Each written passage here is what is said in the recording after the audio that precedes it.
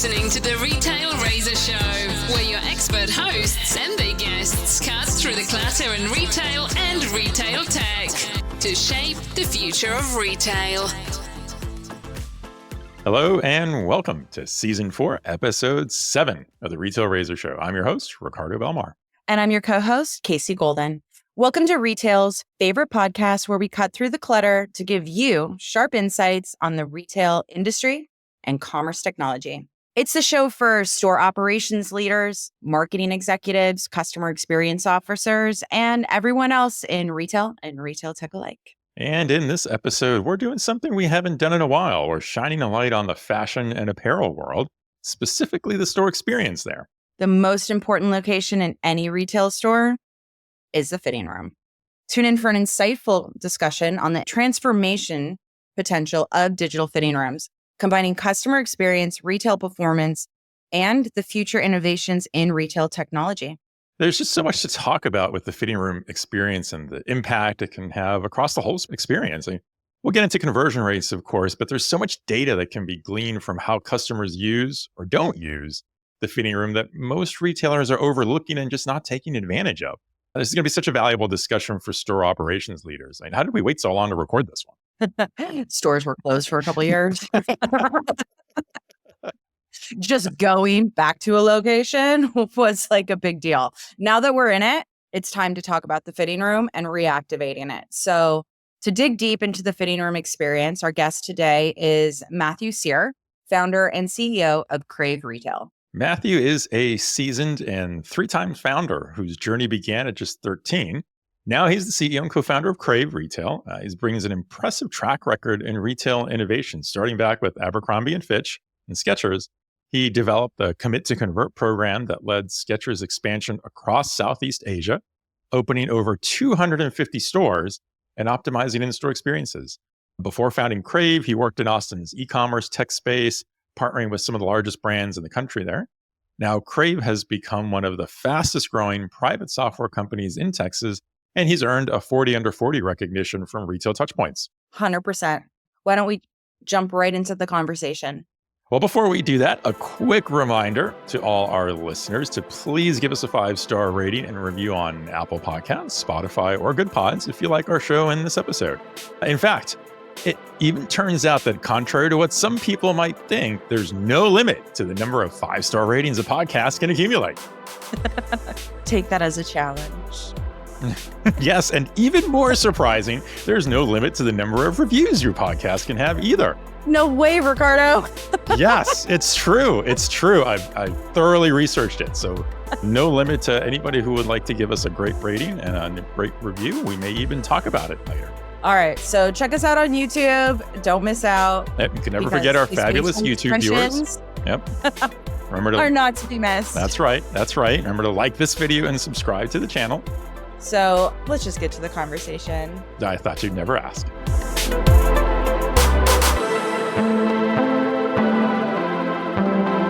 Welcome to the show, Matthew. Thank you for having me. We are excited to have you here today, especially since this is a topic we don't hear enough about in retail, I'd say. Obviously, we'll get into the details around smart fitting rooms and the impact they can have. But what I'm really excited to we'll be talking with you about is the additional impact and all the other things that this kind of technology enables around store operations and measuring that in-store customer experience that I think we don't normally think of in terms of the fitting room experience. So I think this is going to be a great conversation. I hope that we're going to learn a lot from you, Matthew, about how retailers can leverage the right technology to do so much more measurement and generate so much more excitement around their store experience. Absolutely. Looking forward to it. We're going to, as a business, this is what we wake up to every single day is fitting room technology, which is an interesting choice as a career move, but we really enjoy it. And hopefully everyone listening today will find value from the content. Sounds like there's a deeper story there on how you've got into this in the first place. We might have to get into it. So Matthew, let's start with some basics. Many people have an idea of what smart fitting room experiences might be, myself included, but times have changed and there may be a lot more misconceptions and curiosity around just what does it mean today? Maybe start off by telling us how smart fitting rooms work and explain what some of the bigger misconceptions about digital or smart fitting rooms are in retail? Yeah. Yeah. Well, look, I think a lot of people think smart fitting rooms is a thing, and it's not a thing. It's a strategy.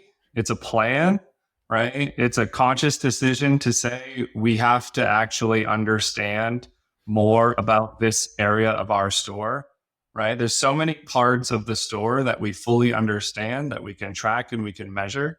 And yet, when a shopper walks into the fitting room, after traveling all the way to the store, they made a decision to visit, they made a decision to try, they're hoping to buy, and retailers have no idea what's happening, right? And so I think a lot of people come to us saying, what's the screen look like? What is, do you have a magic mirror, which I've got a lot of opinions on, right? And the reality is I come up, what's your plan, right? What are you trying to solve for? What do you want to understand? It's a smart fitting room, right? The idea of smart is to be informed, right? And so our goal is to help you understand more about this space, but it's to help you with your strategy. And so for us, it's really helping retailers see it's not just a customer engagement tool or a screen in a room.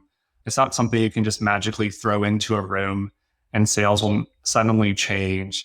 It's a strategy to really figure out those customers who are making a really high commitment to your brand. So Matthew, let me ask you a question. Let's go in there. You said some interesting things about the strategy around this rather than just being a technology. So why do you think retailers are so hesitant to adopt this in the first place? What are some of the objections? What are some of the resistance points you hear from retailers when it comes to adopting a smart fitting room approach? Yeah.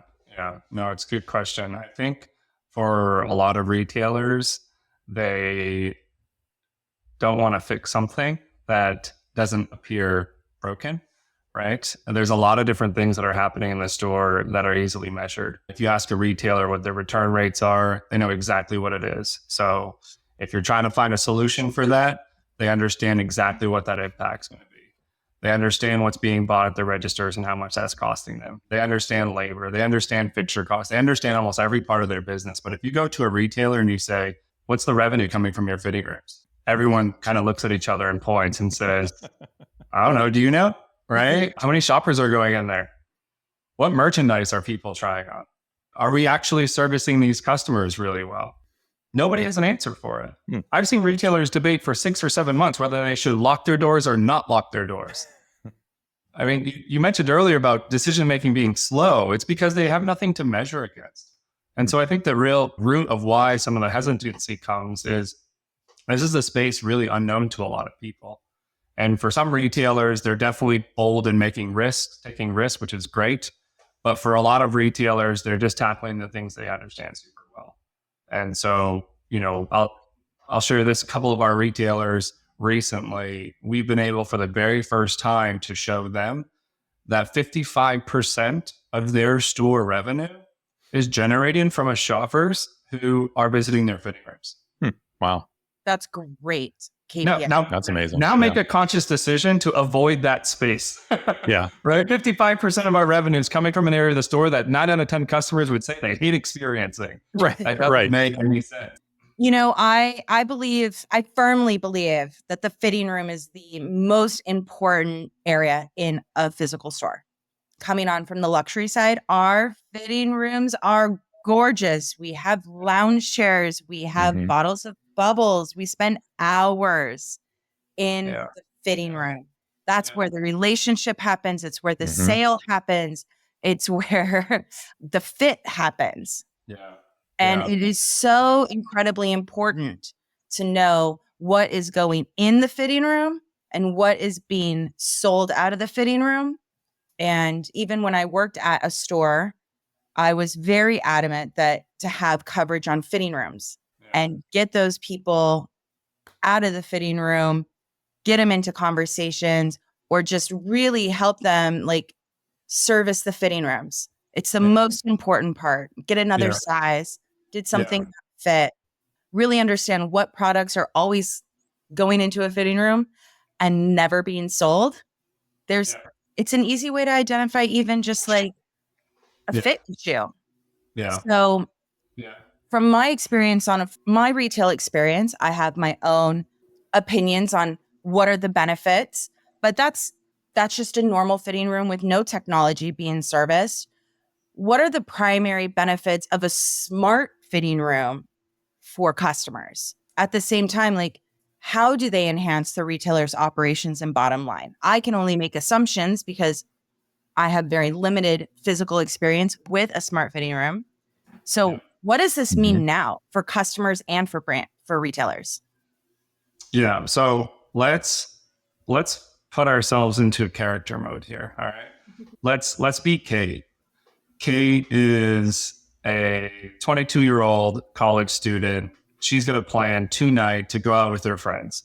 There's going to be some guys there, some girls there. They're all going to have a really good time. She's on her phone. She's looking around at something. She thinks they're super cute, but she realizes, I don't really know if this is going to fit me, right? I don't really know if this is my style. I'm going to go down to the store. So she gets into her car, makes a decision to go to the store, right? Mm-hmm.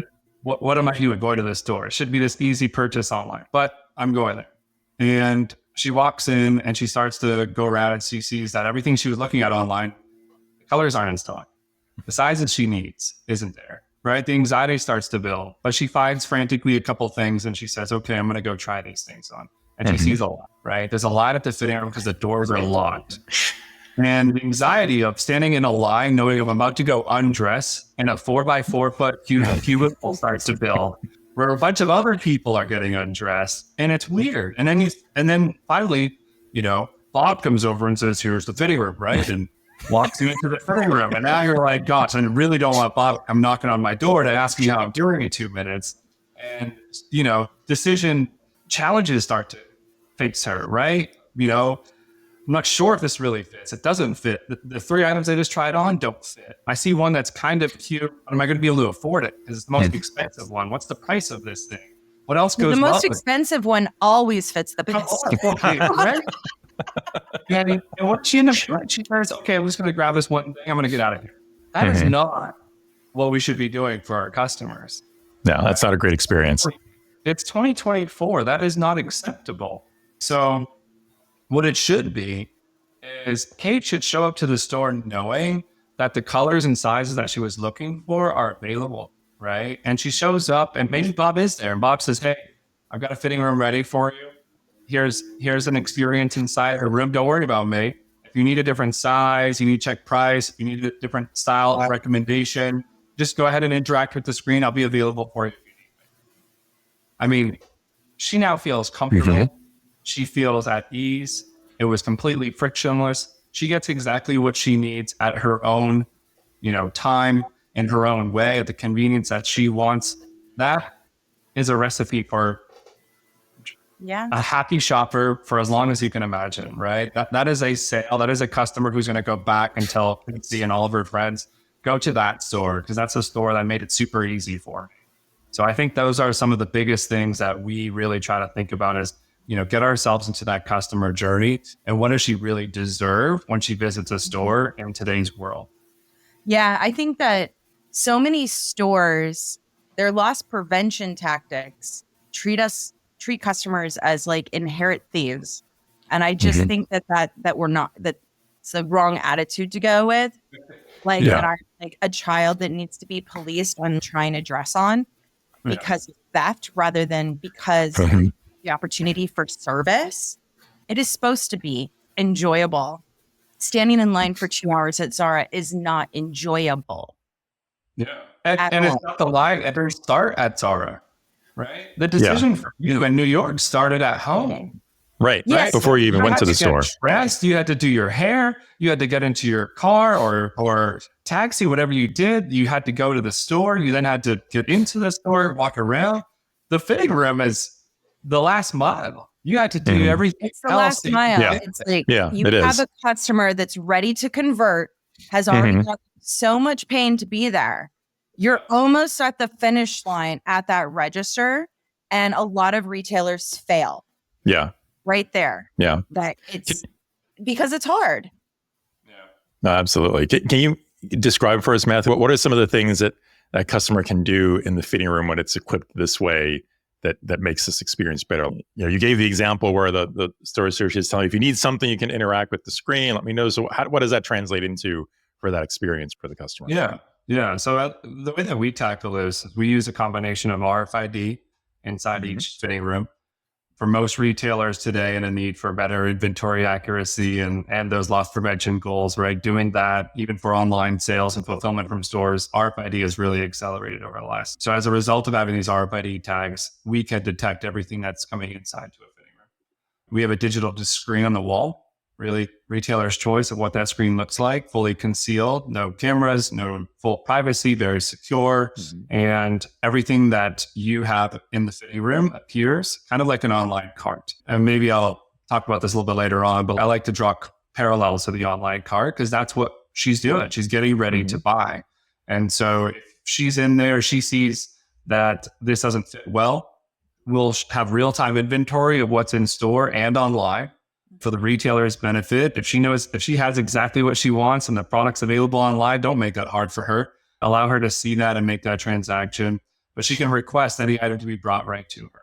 We also have, in our experience, an AI style engine, which is really, really cool. If you ask me about it, I'll tell you about it, but I won't go into it here. But we can showcase to Casey, here are some cross-category items that go really well with what you're trying. Right? This is a new product that just hit that matches your style. This is something that everyone's trying and buying, for the retailer, back-end levers. This is an overstock item, something we're trying to move. This is a high-priced item, right? We want to try to get those basket sizes up. So as a shopper, you get everything that you could imagine inside the fitting room. For some retailers, they've integrated in ratings and reviews. So to give some customers that extra layer of confidence, although I think if you're trying it on and it feels good, you should just buy it. We have a lingerie brand who's put bra fitting videos inside the experience to help her understand how to fit and feel. So for us, we built a platform that allows the retailers to think about what's important for the shopper in the space and give them some of those experiences available while they're inside of a fitting room. The associates, they get to see everything in real time too, right? So they get to see these customer notifications. They get to see that Casey just went into the fitting room and she's got $2,900 worth of items at Old Navy, right? That's 48 items. She's someone that should get a little extra love. I don't recommend anybody going into a fitting room with 48 items. Like that are painful. You're either going to get really great customer service or loss prevention. It's going to happen. That's really great. I'm glad to have some of that context of like real use case of what can I do? Because I think it really helps any of our audience who's listening to really understand the context of really what does it mean today and how can I see that helping my business? I have to assume, but please tell me if I'm wrong. What's the correlation between smart fitting rooms and return rates? Do you feel that you are able to measure the impact of this is an opportunity to reduce return rates? Because online is incredibly high for most apparel companies. What are your thoughts? I mean, not a doubt in my mind that it impacts, right? But it's not about smart fitting rooms. It's just fitting rooms in general. Fitting rooms in general. You have an opportunity to make sure your customers in the right fit. And if you don't give them that opportunity, then people are going to have the same level of return rates that you have online, right? That's why returns are such smaller in store versus online. Really interesting. We did a study once with one of our customers where we looked at all the highest tried on items and lowest converting, and we compared it to the highest return rates, and it was a direct correlation. Okay. So imagine all the shoppers who would have traditionally came in for that style and left the store thinking they were a medium, when actually the style happened to run small and they needed the next size up. Yeah. Right. And that's a missed opportunity. So as a result of having, smart fitting rooms, a strategy to know what's happening, you can start to understand these types of things. For example, we have a customer who a big portion of their stores, when they launched their first 20 stores, 4 to 5% foot traffic going into some of their fitting rooms. Other stores had 25 to 35% foot traffic going into fitting rooms. Well, return rates were a lot worse at these stores than these stores. We got these stores fitting room traffic up because they could now measure it and manage fit returns on those customers dropped 40%. I'd be very curious to see also if the difference between first-time customers and repeat customers as well. You know, a lot of times a brand will change their fit or their fit models or things of that nature, right? And did it just cause a huge issue, right? With returns and are now repeat customers coming into the fitting room more often. I think that there's a lot of really interesting data here. I've always felt like fitting room data is one of the most, it's where all the secrets lie for retail. I'll share one example for you on that. Yeah. We had a customer where we did this study with, and we were showing them this item was incredibly popular, but in one half of their stores, conversion was higher on that item, and the other half stores were lower. So they did some research. Turns out that they had two different supply facilities for the merchandise. And one design standard were off and the other one was good. And so what they did is they went right to the supply chain and said, you got to fix this. There's a problem. That's great. Wow. That, right? You don't catch that type of data when you're looking at just what landed in your store and what sold. Right. What's tying on tells you a whole lot more about the whys that get really interesting for what we're actually trying to do with our fitting room solution. That's awesome. Yeah. And what retailers should be doing, right? Like I said, it's not I think the easiest thing to talk about and to think about is what's in the fitting room in terms of the customers seeing a screen and interacting with it. That's just a means to getting the information that these merchandisers, these demand forecasting folks who are trying to make the best decisions to reach sustainability goals, right? To reach our margins, to limit residual inventory. Today, they might see that a SKU had 100 items and 70 sold. Great. So they're thrilled. We had 70% sell through. That was a hit. They sold 70 of the 100. What they didn't know is that actually 1,000 women tried on that same SKU. It had 5% sell through from what was being tried on. And 85% of those women were requesting a size up that you did not have in stock. Sorry, interesting. You actually did not sell as well as you could have. Yeah. Totally there was a lost opportunity there. You needed in your store. Yep. That miss list is critical. Yeah. And that miss list comes from the fitting room and it comes from that sales floor. And it's something that typically has not been able to be documented in a scalable way. You know, your top salespeople always know what you missed. And that's a great KPI. Yeah. Sure. Yeah. Sure.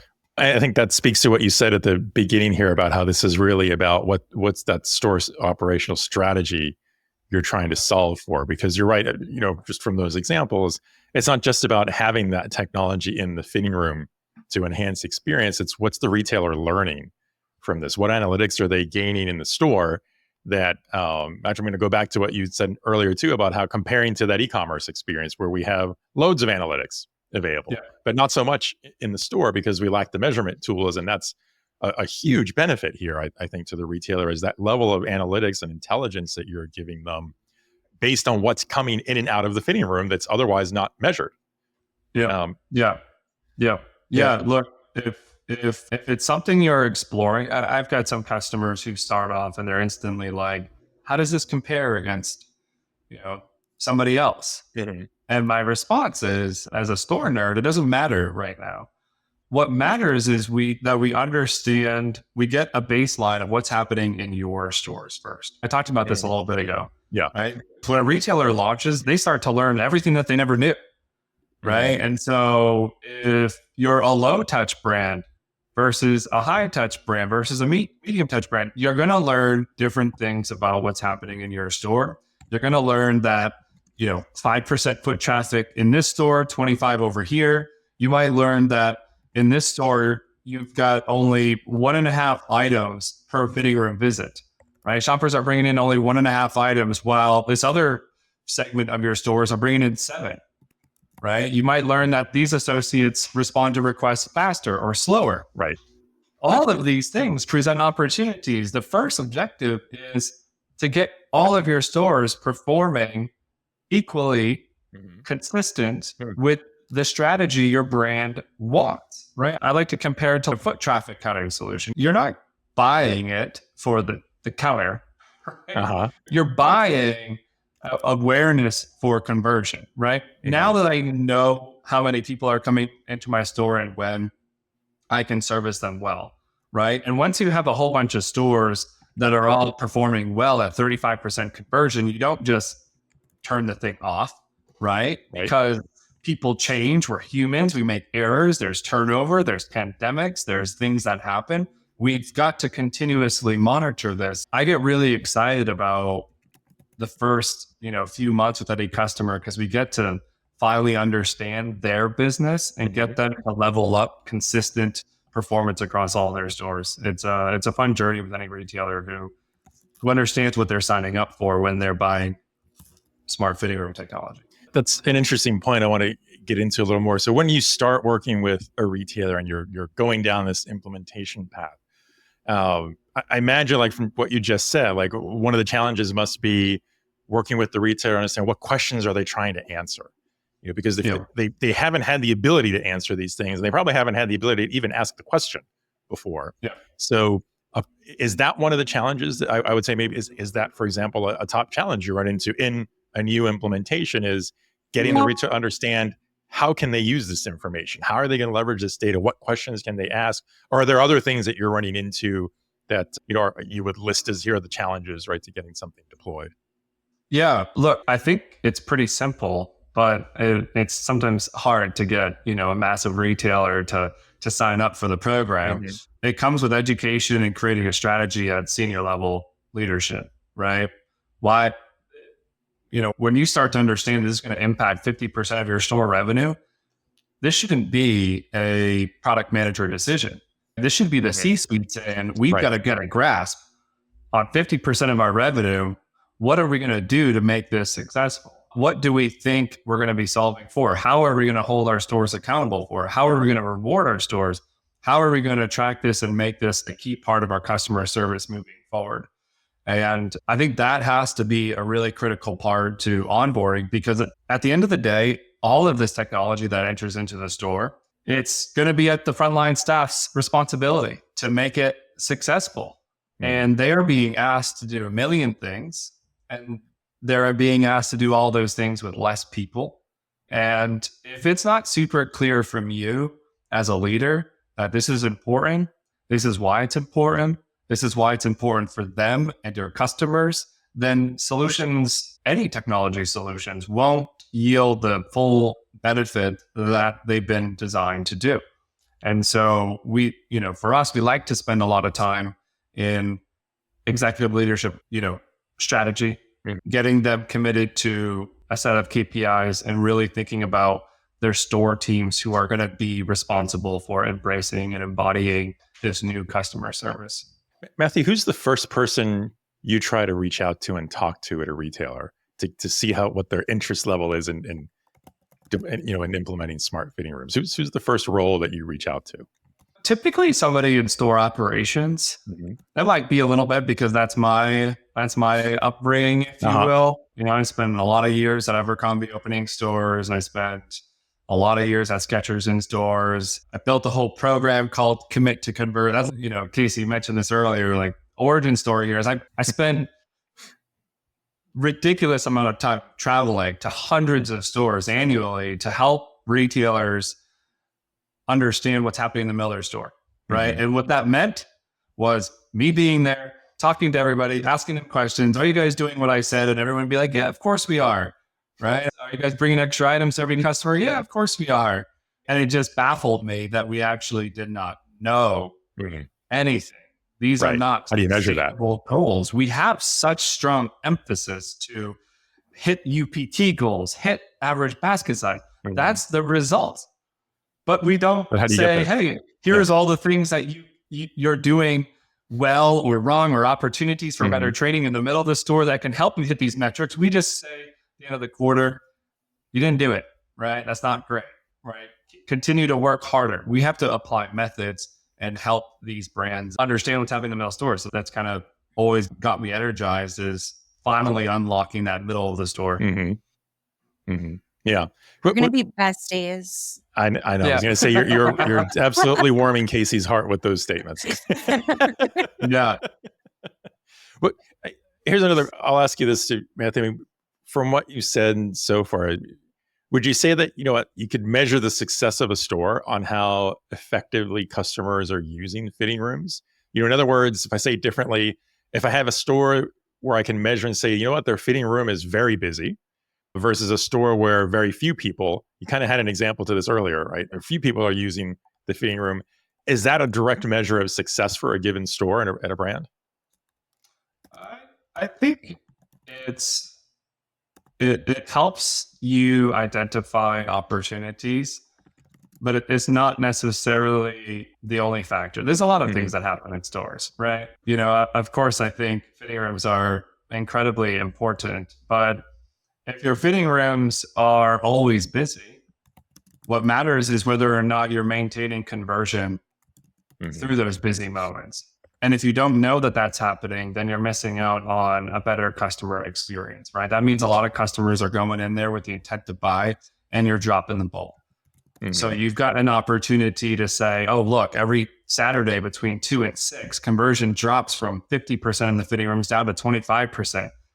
Maybe we should stop that with an extra person for 4 hours. And so you get to use that to build a strategy to create a successful experience that will maximize it. I think there was a recent report, like 61% of shoppers now are visiting stores to touch, feel, and try on things.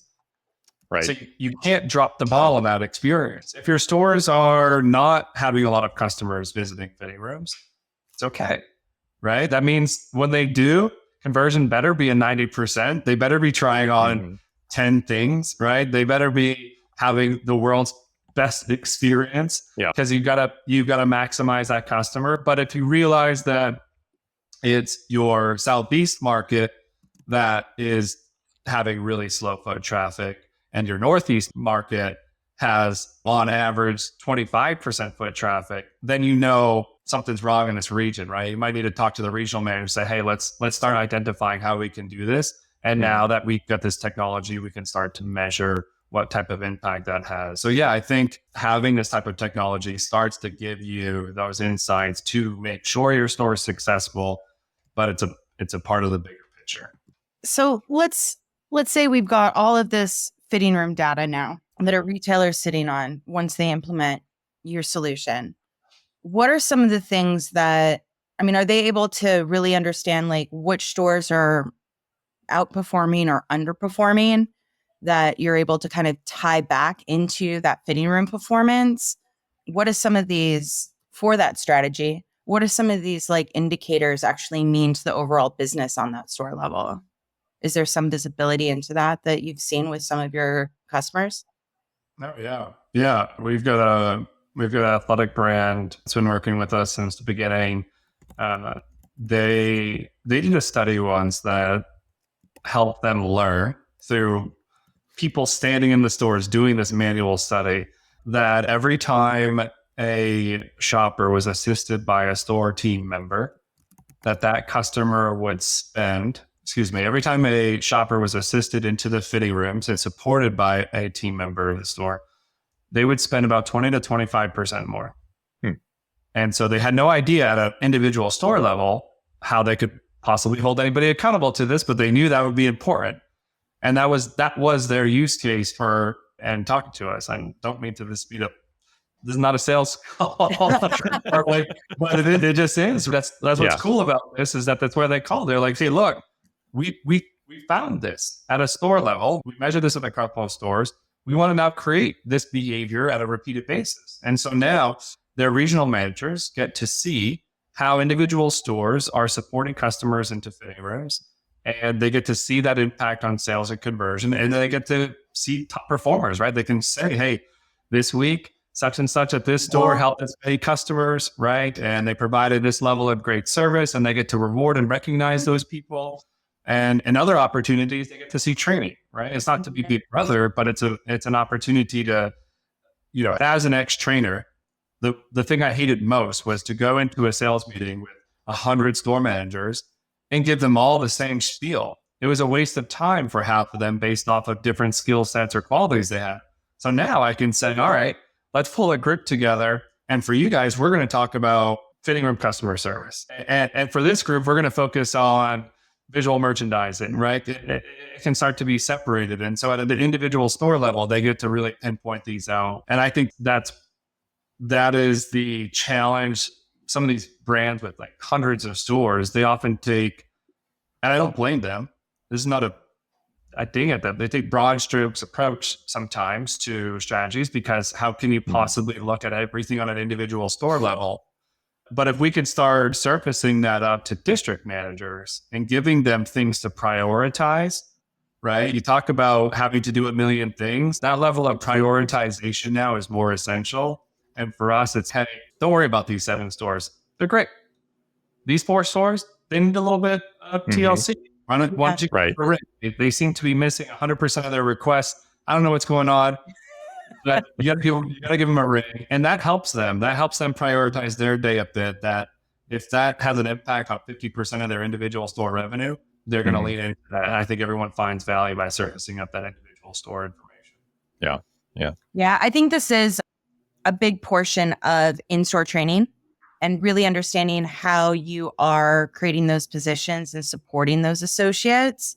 You know, when you covered fitting rooms, a lot of times there was just like this excitement that you were on fitting rooms because it's fun. But then that also meant you were in charge of go backs, which is terrible.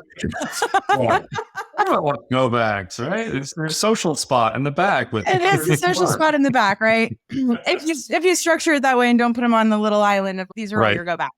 If you do a great job in the fitting rooms and the product sells, then there's no go backs. Right. Yeah. But with these like smart fitting rooms, you know, taking lessons from our past, it was make the fitting rooms smart and then fire everybody from fitting rooms. And you'd have to wait, you know, sometimes 10 minutes to find somebody to let you into a fitting room because it was just impossible to find a sales associate because they replaced people for technology. And that's just a recipe for a disaster. I think we've seen that in the past with some other types of companies out there that went to make them smart and they become unmanned and nobody managed them at all to the point where you couldn't even get into a fitting room. And a lot of this conversation has been about, it's not just about the fitting rooms as much as it is about augmenting the associate to customer interactions, which I think that's all the magic of the fitting room.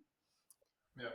How does knowing what products customers are trying on or need, how does that help the sales associates just better serve them? That this isn't a this versus that. It's like them together is that magic. Yeah. Well, I'll take what you said and peel back the onions just a little bit further. Some of these retail, it's not that they made the choice for technology first and then that happened. They can't staff their stores like they used to, right? They have to. They're being forced to reduce labor coverage. And so you have these store team members who are really challenged to provide this service expectation that they aspire to. Frontline people are amazing. They love their jobs. They love providing really great experiences. They're not in retail for no reason. They love what they're doing.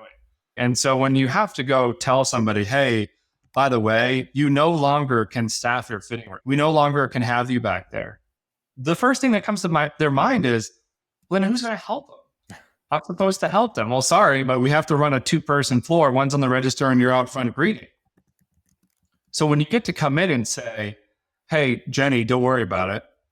We've got a solution where you can be anywhere in the store and still be able to service those customers when they're in those buying decisions. They feel supported, right? They feel more empowered, right? When you go into a luxury brand and you say, hey, look, I know you're probably doing a lot more today than you used to because we've got one less person or whatever it might be. I've got 20 different technology solutions you're supposed to be doing today. right? Here's something that's going to give you full visibility of everything that Casey's trying on right now. And by the way, we're going to give you some tips of some things that might go well with what she's trying on. We're going to let you know that she's trying on a couple of things that nobody ever buys well together. All right. We're going to let her know that you're available and she can call you at any time she needs, but we're going to stop you from going over to walking all the way over there just to go find a size that's not actually in stock, to then walk all the way back over to tell the person, I don't have your thing in stock, and waste 3 different trips. We're going to save you and everybody time, right? Because we're going to tell you, Jenny, that, by the way, Casey's looking for something. You got 3 in stock. It's over there. If you go grab that, she's going to be super happy. It's a win-win for everybody. The associates feel like they're saving time. The associates feel like they're getting supported, and they feel like the engagements that they're having are higher value. Right? A lot of these smaller questions that people ask for, technology can answer them. But when it comes down to styling and purchasing and really connecting, you want to get those associates there with them when they're in those moments. And I think technology has a really great way to bring those two people together. So on that point, you mentioned earlier really briefly, some of the AI-based capability you have to give you some of those style recommendations. How is that playing into that interaction with the store associated as a factor? Is that being seen as something helpful? Is that being seen as really beneficial to increase basket size, or to just generally make that experience better for the customer? Yeah. So I'm going to talk about this for a little bit because I think I'll try to be very but I just think it's really unique. When you go into a store with technology, right, a lot of systems are completely disparate and they're not connecting or not talking, right? And e-commerce, they're all connected. So when you build out an outfit engine online, you get to have all these connected solutions and watching the customer click and visit pages and go about their journey. And it allows you to build out a profile. Sometimes this is mirrored by a merchandiser who's aggregated some things together.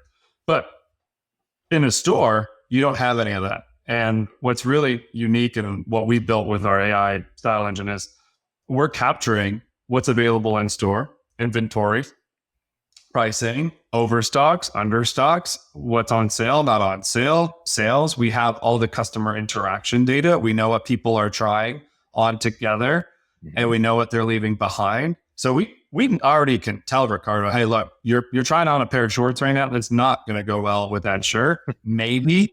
But we know that 95% of men who try those two things on together didn't buy them together. Buy those things together. Yeah. So we're going to say, hey, this is the thing that you should buy. We're not going to tell you this doesn't go well. We'll let you buy that if you really want it. If you get your own style, but we are going to tell you Stop them. Here. Don't let them. No. Yeah. Yeah. And so now you get to do that with the associates, right? Turnover's happening. Again, it's all about personalization and convenience, if you will. If we can do anything to give them a nudge to say, hey, there's a shopper in there. Here's a couple of things that will go well with their outfit, as opposed to go ahead and knock on the door and saying, hey, Casey, what do you need in there? I don't need anything. I want you to get away from me. That's what I really do need things, but I don't want you to ask me, well, I'm changing. Right. So now we get to do that with the associate, and absolutely. Right. Because now you take it, we track this. So this is something we track, units per fitting room visit. Right. And so we get to see, hey, as a result of this style engine, we're increasing the units per fitting room visit, which is allowing you to sell more on an average basket size. A lot of these retailers, even if their shoppers are going in with 2 items or 6 items, the merchandise level conversion is the same. So if you can do anything to get more shoppers trying to go to 8, they're still likely to buy 4. If the conversion's 50, if they're only going in with 2, they're going to buy 1. Yeah. So anything that can influence how many things that they're trying on, and the right things, not anything, but the right things, we've seen anywhere between a 10 to 40% increase in basket size. Okay. Yeah.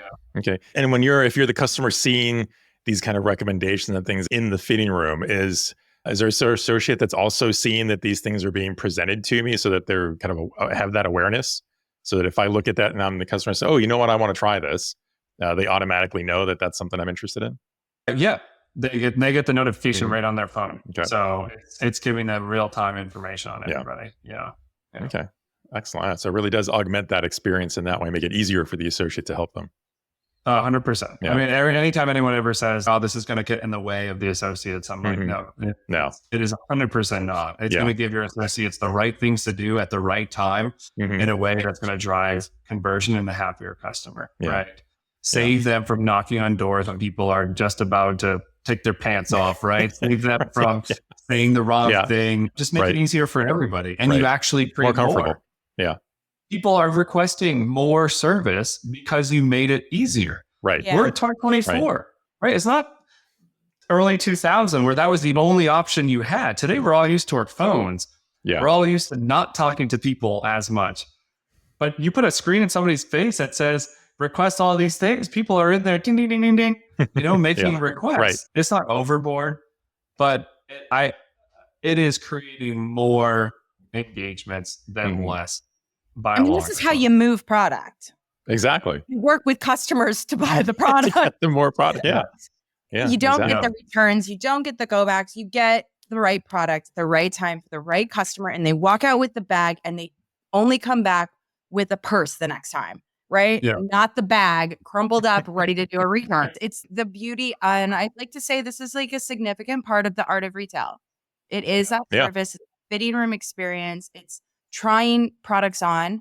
I always say that, buying and shopping is very different. Buying means I need to go buy this and I'm going to go buy it. And it's a task-oriented purchase, where a lot of shopping is, I don't know what I like. I know what I don't like. I feel like I want something like this, but I haven't tried it on. I love color. I don't buy it. I try it on and I just can't do it. I buy white and beige and cream and every shade of gray and navy, but I try, but I go in that fitting room to try something and to explore and see if I like a new style, if it fits good for a new brand, how bad learn about yourself. Require me. Yeah. Ignoring me and leaving me alone and making me do all the work is not a great way to acquire a new customer. And I think that these are all really great points, Matthew. Congratulations on what you've been doing. And, from one founder to another, just keep fighting the good fight. We've got one last question for you, Matthew. Maybe put you on the spot a little bit here. Let's fast forward a little bit. Let's say 5 years from now, where do you see the opportunity for smart fitting rooms and that overall store experience? Well, one, say something, maybe an unpopular comment is, I don't want the technology in the room to be more complicated. Let the shopper go in there, try their things on, get what they need, and get out and move on with their day. However, I mentioned this earlier, I like to draw parallels to the online cart, right? The online cart is when you get to learn about Casey. We get to learn about price sensitivity. We get to learn about style, when she makes purchases. The cart is when you're preparing for that. So you learn that she puts a bunch of things in the cart and she makes a decision when a promotion comes around, right? And as a result of having a connected cart, you get to plug in a marketing solution that starts to say, hey, Casey, come back. I've got your item in stock. And it says, hey, Casey, by the way, the thing that you bought last week it's back in stock, a new style. Right. And you get to plug in an outfit engine into that and you get to optimize conversion, right? You get to optimize SMS messaging into that for communication. You get to take all that and put it into emails and say, hey, by the way, these are the things they drive. 80% of retail still happens in stores. The best buying decisions, most loyal customers are in your fitting rooms. And you have none of that happening today. That has to be a part of where this goes. You have to get smart fitting rooms to allow yourselves to really connect and understand your customers and use that data upstream. And so I really believe that is going to be a big part of you've got to get the technology in there so you then can use it to advance how you engage, personalize the journey for your customers. Like I said, demand forecasting and merchandising, huge, right? You've got to know everything that's going in and out of that. You've got to know why it's being left behind. You've got to use that data to be smarter about the merchandise that's in your stores to be able to plan for that. I'll give you an example. I'm in suburban Austin. Okay. I'm your typical dad bod, if you will, right? But if you go to Banana Republic where I live, right? Or you go downtown where my cousin James is a V-cut bachelor, right? We're going to dress differently. But a lot of these brands, they don't have the ability to by store set up styles for the bachelor James or dad Matthew over here. And so what I think is this fitting room technology can start to allow more granular planning and merchandising at an individual store level. So when I walk into the store, I'm not seeing the same thing James is seeing because I'm dressing differently than him. And the way you capture that is you start to learn about style preferences. Mm-hmm. If you look at a cart, you might be able to measure some of that, but what's going into a fitting room, that's everything I thought I wanted. Mm-hmm. Right? That is my style. That is me showing you. But now you collect that over the course of 6 months and you really know what are the styles of people, the typical sizes of folks in your stores, the demographics of your folks in stores. You can use that to have better planning. And if people care about turnover, if people care about margins, if people care about people coming back to their store because they have the right product, then that has to be a part of how you're planning and merchandising your stores in the future. So I think like the fitting room technology, there's some really cool things we can do with personalization, knowing that Casey's in there instantly and making, it accessible for her to see her online cart and show her recommendations and share with friends and make it a destination, where Casey can go with her friends and shop and try things on and explore. I think influencers having better fitting room spaces to showcase what they're trying on and fitting and doing is something really special. It will become a part of the future, but to really move the needle in retail, we got to be better merchants, which means we got to be better at knowing our stores. And I think how you use that data to influence planning, merchandising, demand forecasting, it's not easy. It's going to take us time. It could happen today, but fast forward 4 or 5 years, we're using more of these granular customer interactions to make better decisions about the merchandise that's in our stores. Yeah, well, Matthew, this has been an incredibly illuminating discussion. I think really appreciate it. There's so much more to, thinking that this would just be about smart fitting rooms was not the way to look at the conversation. It really, to your point, just comes down to how well you're measuring the overall experience in the store that customers have and how you're reacting to that operationally in your business, whether it's impacting how you merchandise things, how your associates interact with customer and how they improve that interaction. I think it was fascinating to see how you can anchor all of those things around what you could measure and learn from that fitting room experience with the right technology in a way that retailers couldn't do before.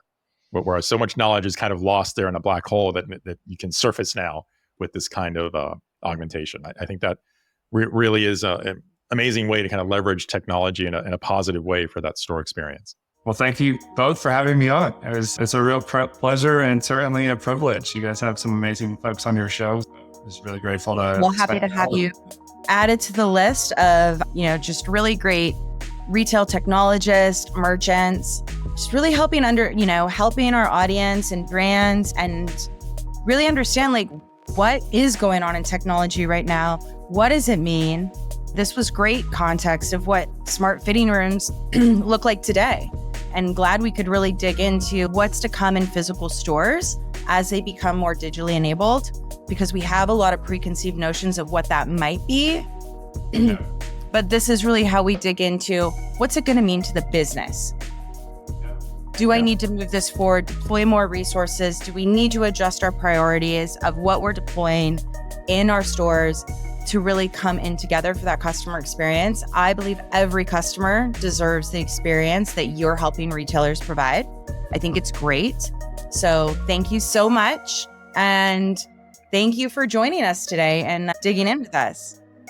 Thank you. Thank you, Russ. I appreciate it. Well, Ricardo, I think I'd say this episode is a wrap. Yes, it is.